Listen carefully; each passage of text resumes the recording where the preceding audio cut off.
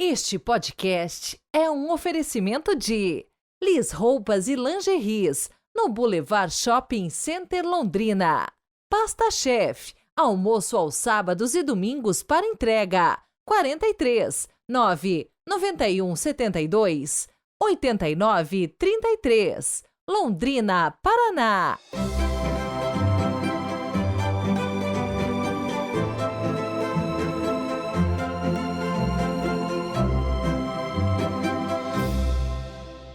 Olá, bom dia! Sejam muito bem-vindos a esta quarta-feira, 24 de janeiro de 2024.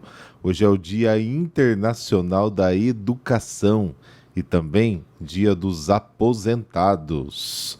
Quanto à igreja, hoje celebramos São Francisco de Sales, o santo da doçura. Daqui a pouquinho vamos conhecer a sua história. E antes de começar com a oração, trago para você uma das frases mais provocativas de São Francisco de Sales. Abre aspas. Não nos devemos nos perturbar à vista de nossas imperfeições, porque a luta contra elas não pode nem deve acabar antes da nossa morte. A nossa perfeição consiste justamente em combatê-las. Fecha aspas.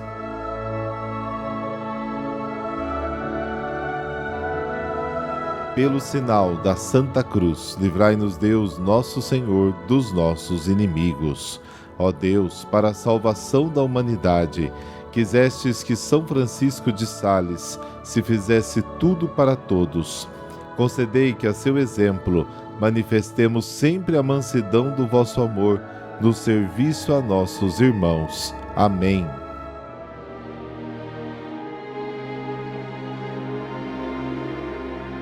Marcos, capítulo 4, versículos de 1 a 20. O Senhor esteja convosco, Ele está no meio de nós. Proclamação do Evangelho de Jesus Cristo segundo Marcos. Glória a vós, Senhor. Naquele tempo, Jesus começou a ensinar de novo às margens do mar da Galileia. Uma multidão muito grande se reuniu em volta dele, de modo que Jesus entrou numa barca e se sentou, enquanto a multidão permanecia junto às margens na praia. Jesus ensinava-lhes muitas coisas em parábolas. Em seu ensinamento dizia-lhes: Escutai, o semeador saiu a semear. Enquanto semeava, uma parte da semente caiu à beira do caminho. Vieram os pássaros e a comeram. Outra parte caiu em terreno pedregoso, onde não havia muita terra. Brotou logo, porque a terra não era profunda, mas quando saiu o sol, ela foi queimada, e, como não tinha raiz, secou.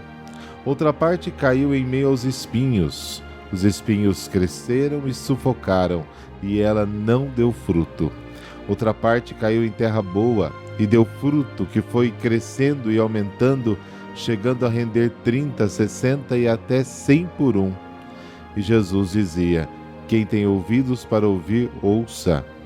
Quando ficou sozinho, os que estavam com ele, junto com os 12, perguntaram sobre as parábolas. Jesus lhes disse: A vós foi dado o mistério do reino de Deus. Para os que estão fora, tudo acontece em parábolas, para que olhem, mas não enxerguem, escutem, mas não compreendam, para que não se convertam e não sejam perdoados. E lhes disse: Vós não compreendeis esta parábola? Então como compreendereis todas as outras parábolas? O semeador semeia a palavra. Os que estão à beira do caminho são aqueles nos quais a palavra foi semeada. Logo que a escutam, chega Satanás e tira a palavra que neles foi semeada. Do mesmo modo, os que receberam a semente em terreno pedregoso são aqueles que ouvem a palavra e logo a recebem com alegria, mas não têm raiz em si mesmos, são inconstantes. Quando chega uma tribulação ou perseguição por causa da palavra, logo desistem.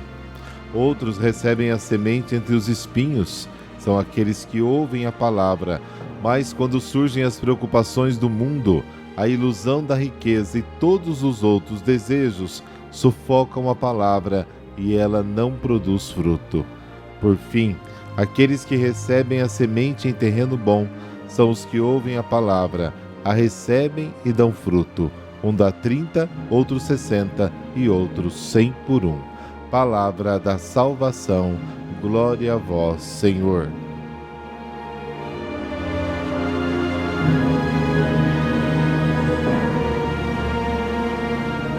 Até aqui, o ensinamento de Jesus se tornou visível nas suas ações. Ensinava com fatos. Agora exprime a sua doutrina em parábolas, ou seja, com exemplos, com comparações. As parábolas do Evangelho não surgem simplesmente de uma necessidade didática, preocupada com a clareza e a vivacidade. Surgem de uma necessidade teológica, do fato de não podermos falar diretamente do reino de Deus, que está para além das nossas experiências, mas apenas em parábolas, indiretamente, através de comparações tiradas da vida cotidiana. A parábola do semeador começa e termina com o mandamento de ouvir. Ouçam. Quem tem ouvidos para ouvir, ouça. A palavra de Jesus é a semente imortal que nos regenera. Vós fostes regenerados, diz a primeira carta de São Pedro, não de uma semente corruptível, mas de uma semente imortal, da palavra viva e eterna de Deus. O reino de Deus é constantemente comparado à semente, cuja força vital atua justamente na morte. A morte não destrói a semente, mas é a condição para que ela germine e se manifeste em toda a sua força, ao contrário de todas as outras coisas que apodrecem e acabam. O objeto do ensino de Jesus é a sua própria vida, explicada com simplicidade. Essas parábolas, ao mesmo tempo que ilustram a história de Jesus, também nos dão um critério de discernimento para estar entre os seus e pertencer ao seu reino. Não devemos procurar o sucesso, versículos 3 e 9, a fama e a relevância, versículos 21 e 25, protagonismo e grandeza, versículos 26 e 32. A obra de Deus passa pelas dificuldades, pelo aparente fracasso, pelo esconderijo, pela irrelevância, pela espera paciente, pela pequenez. Estas são as qualidades da semente da qual cresce a árvore do reino. É como um grão que dá frutos abundantes, não apesar da morte, mas precisamente porque morre. João capítulo 12. São parábolas de esperança contra toda esperança, de uma fé que sabe que a palavra de Deus é uma semente que produz sempre o fruto e o efeito para o qual foi enviada. Isaías 55. As resistências que encontra, representadas pelos vários tipos de terreno, fazem parte do plano de Deus. Jesus é o semeador, a semente e a colheita, porque quem o escuta identifica-se com ele. O resultado dessa semeadura parece desastroso. Parece que a palavra de Deus não pode entrar no coração do homem, e se entrar, não cria raízes, e se criar raízes, está sufocada. No entanto, o semeador segue em frente com a sua semeadura. Disse-lhes: vamos para outros lugares, para as aldeias vizinhas, para que eu também lá chegue, pois para isso é que eu vim. Marcos capítulo 1, versículo 38. Hoje vemos quão certo Jesus estava. Sua semente germinou em todo o mundo. Jesus é a palavra de Deus semeada entre nós. O mistério do reino de Deus na história é o da semente, que revive em nós a sua própria história e a história daquele tempo que atinge a nossa vida até hoje.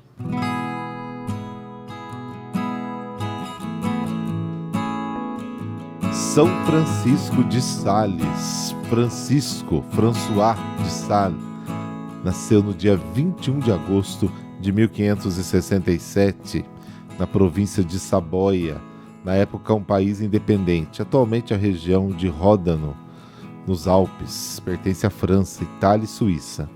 Foi ele o primogênito de 13 filhos da nobre e antiga família dos barões de Boise.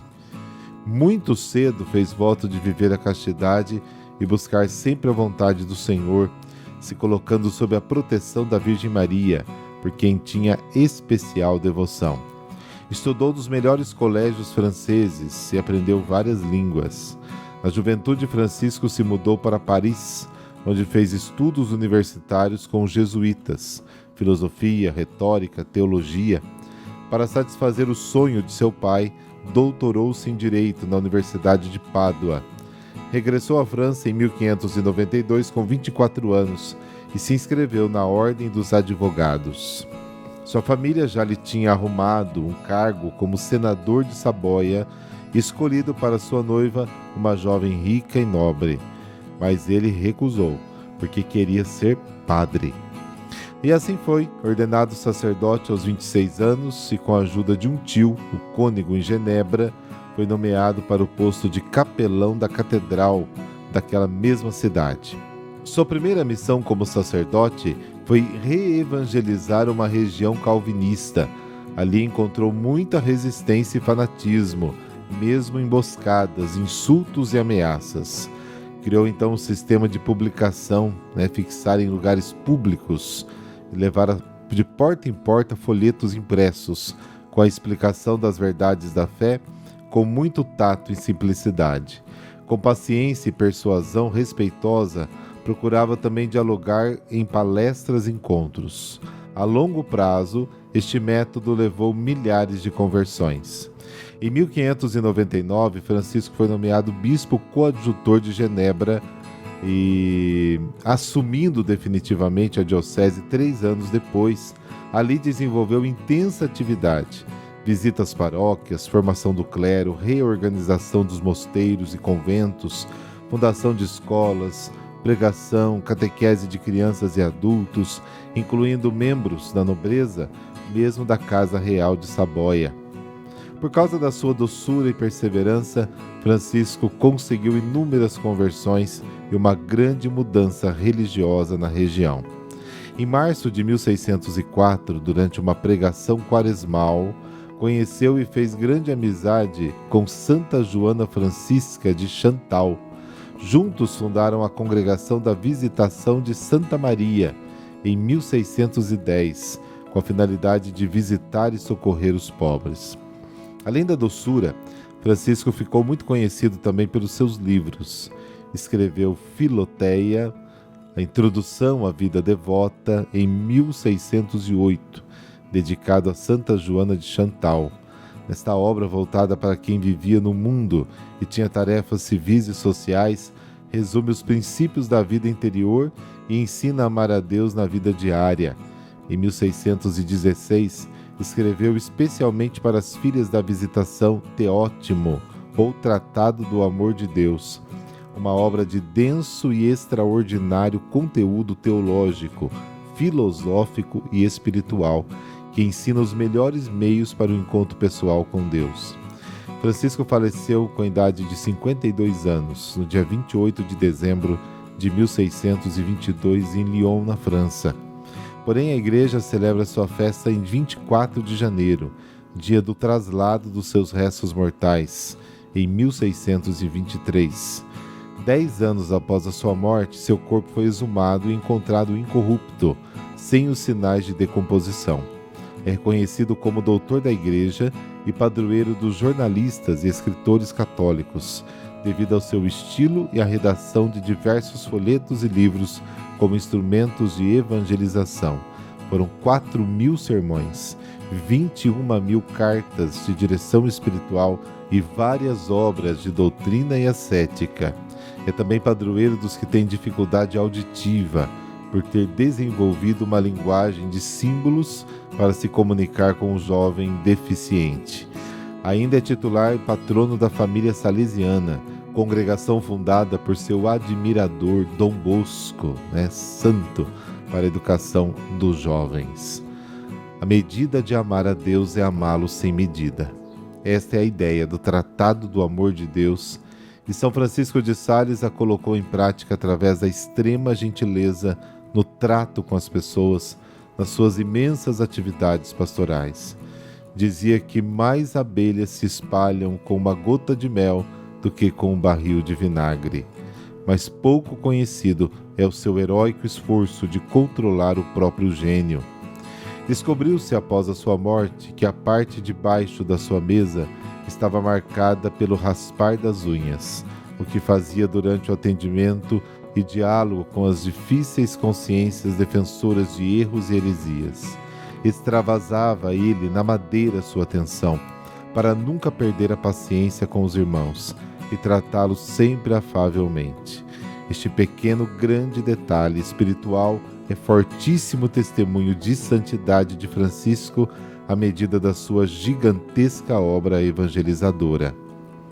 Ó Deus de bondade, infinita doçura, que nos deseja a paz, a concórdia, o carinho, dai-nos por intercessão de São Francisco de Sales a grandeza e o heroísmo da santidade nos menores gestos e ações, na consciência de que a partir deles, assim realizados, que vós mesmo fazeis em nós as grandes obras da caridade e da salvação.